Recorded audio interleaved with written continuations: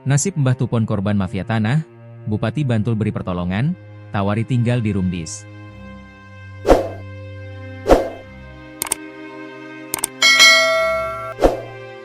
Mbah Tupon, seorang warga yang menjadi korban mafia tanah, sedang menghadapi situasi yang sulit. Menyadari perlunya dukungan, pemerintah Kabupaten Bantul mengambil langkah konkret untuk membantu Mbah Tupon dan keluarganya.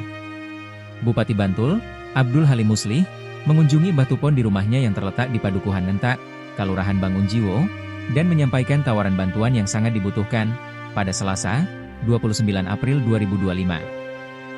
Dalam kunjungannya, Bupati Abdul Halim Muslih tidak hanya menawarkan bantuan hukum, tetapi juga memberikan tawaran tempat tinggal sementara.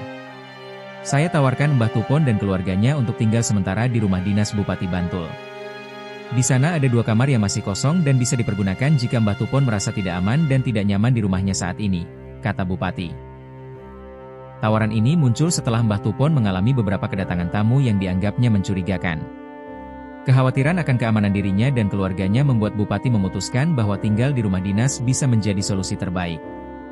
Rumah dinas itu juga pernah dipakai oleh orang yang dikejar-kejar oleh debt collector, lanjut Bupati, menunjukkan bahwa tempat tersebut telah digunakan untuk melindungi orang-orang dalam situasi serupa.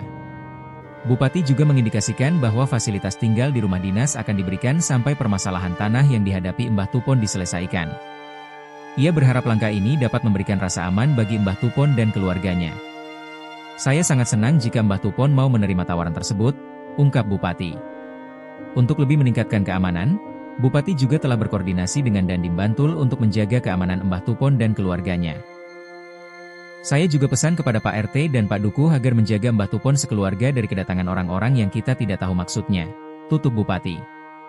Dengan dukungan dari Pemkab Bantul, diharapkan Mbah Tupon dapat merasa lebih aman dan nyaman selama menghadapi masalah yang menyulitkan ini.